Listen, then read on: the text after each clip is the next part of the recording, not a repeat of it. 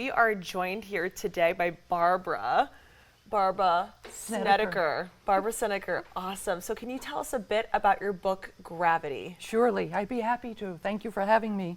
The book Gravity was just published in October by the University of Missouri Press. It's a collection of letters written by Samuel Clemens' wife, Olivia Langdon Clemens. Mark Twain. Mark Twain. And so, you know, for people who don't really know much about Olivia, what is so important about her? I know that we talked a lot about her off camera, but what should people take away from Olivia? I mean, those of us who live in this region are well acquainted with the name of Mark Twain. We see him on some billboards, golf courses, streets, whatever. But the truth of the matter is we would have no connection with Samuel Clemens without his wife, Olivia Langdon. He courted her, fell deeply in love with her, clearly, and she with him. They married here, and that allowed Mark Twain, Samuel Clemens, to return here summer after summer, where he produced some of his best writings. And, you know, she's called Gravity, correct? I mean, that's the name of the book, and Right. explain to them what she was to him. Yeah.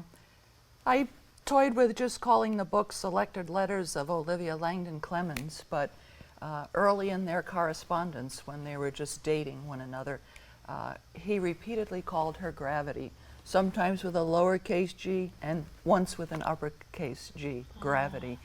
And Twain scholars, and clearly myself, have been intrigued by that nickname. In part, Mark Twain was referring to her sort of less sense of humor, he felt, than what he had.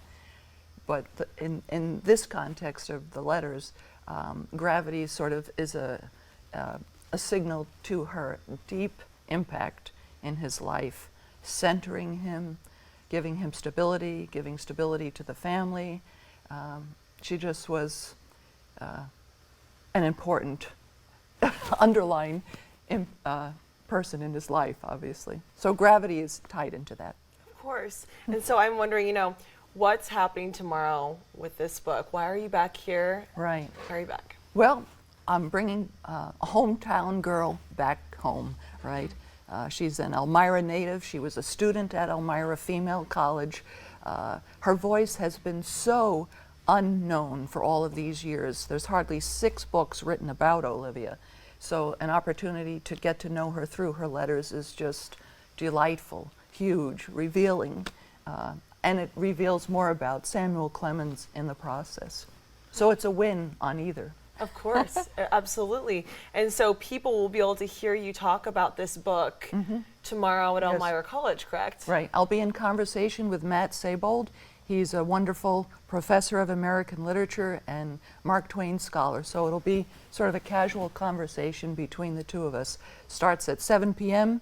in Coles Hall, the beautiful large building on the campus that was restored several years ago and where Olivia was a student. Yeah. And so we have time for one last question, and I'm wondering, can you talk a bit about your experience that you've had at Elmira College, you know, studying Mark Twain? Sure. I was the director of the Center for Mark Twain Studies for many years. Got, of course, so interested in Mark Twain's biography, but gradually became aware of this tremendous lack of our understanding of Olivia. So I went to Binghamton University, pursued a doctoral degree, and the early version of this book was to finish a doctoral dissertation. So it's a very rich experience working at the Center for Mark Twain Studies for me.